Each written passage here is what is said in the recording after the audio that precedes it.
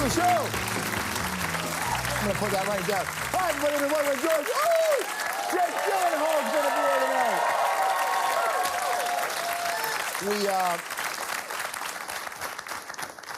If you ever want to see aging in action and also aging in reverse at the same time, we posted on our Twitter page at Strombo a picture of Jake and I in an interview.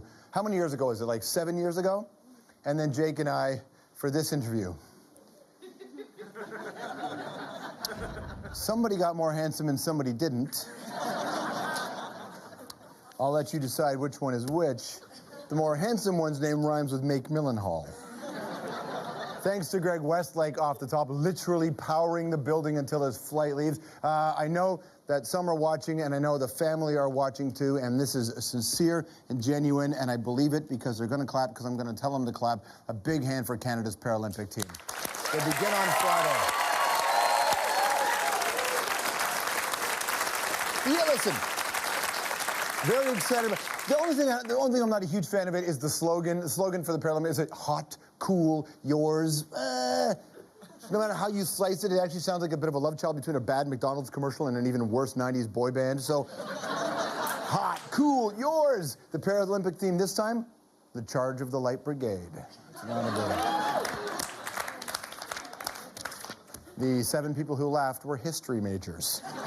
Okay. Speaking of history in Europe and Russia, it was today, March the 5th, 1946, that Winston Churchill delivered his very famous Iron Curtain speech. From Stettin in the Baltic to Trieste in the Adriatic, an Iron Curtain has descended across the continent.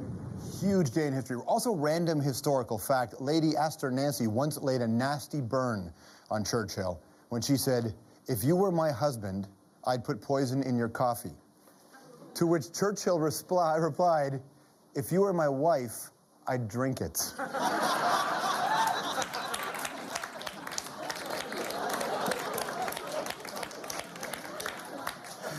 If you watched the program last night, you'll be familiar with a little bit of the content in our debrief that garnered us some hate mail. I'll read it to you now. This is the best.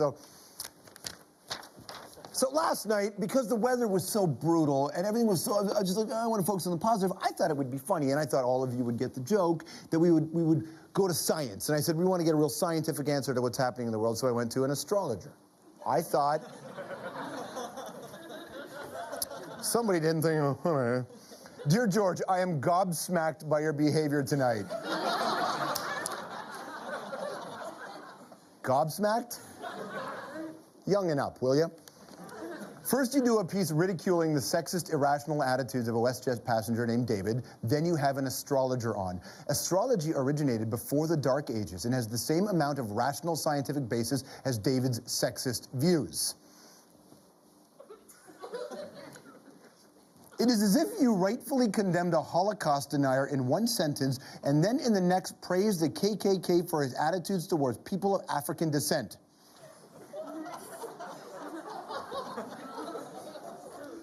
I don't know if you have a mother, but if you do, she'd be ashamed. Anyway, he went on to write, an apology and a promise to see a psychiatrist would be in order.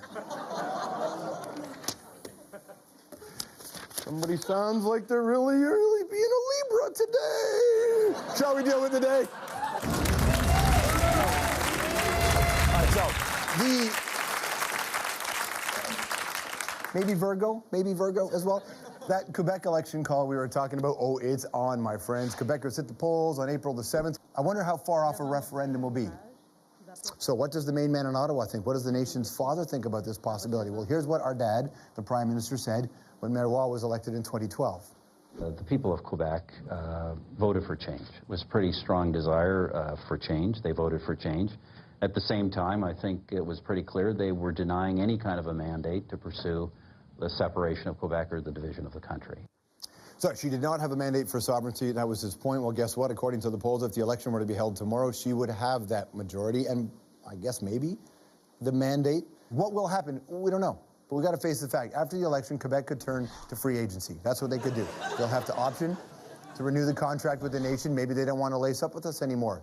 So we have to consider their value on the trade market. Are they a restricted free agent or an unrestricted free agent? Do we risk it at a referendum and just let them sign with another country? Do we do that? Or do we make a deal before they get the chance? But before you get too excited, understand, we're not going to get New York or California in the deal, and those are building blocks of any franchise. And there will be no Florida. I don't want no Florida. They'll cause a lot of trouble in the dressing room, plus they're super old and they got a lot of guns. We don't need that. Here's my trade proposal. We'll give you Quebec with an expiring contract, but we want Alaska. Yes, it is an unpolished state right now, but it's young and it's big and it's loaded with oil. And think about that. Alaska and Alberta, we're a dynasty. We would be... You may have noticed I slipped Idaho in the deal. That's just because I love potatoes, okay? Second option is a trade partner. It's a little more obvious. France. I don't know a lot about France, but I know we're not getting Paris. And you know what?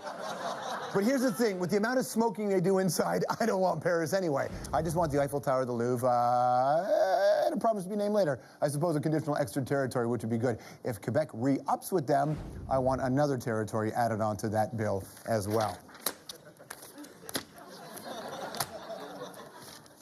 Quebec, we joke, we love you. All right.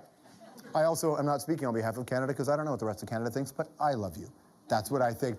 One thing we do know about Quebec, though, at least historically, is that the Catholic Church is a very powerful force there. And the head of that organization is Jesus, but just underneath Jesus, well, you know, you're going to say God or the Holy Spirit, but what do we know? They're the same person. But the representative on earth, Pontificating Frankie, Pope Francis, right?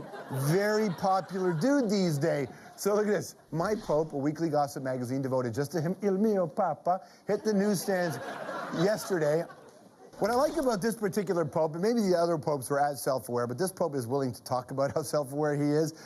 He's tired of the super Pope image. He doesn't want that, right? He doesn't want to be a superhero. Here's what he said to the Italian media. If I'm not mistaken, Sigmund Freud said that in every idealization, there's an aggression. Depicting the Pope as a sort of Superman star is offensive to me. First of all, the Pope quotes Freud. That's unbelievable.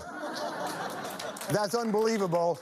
Unless you're a strict Jungian, then it's just flat out awkward. But, and I learned in religion class, and I took so many religion classes, that the Pope should be more of a Jungian.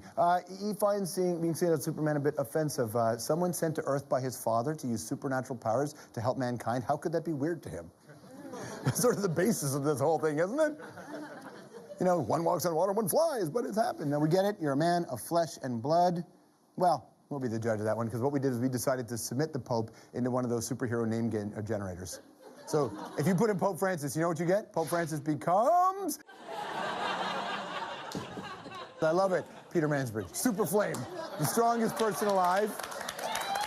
So there's some stuff there for the superhero name generator, and that's your debrief.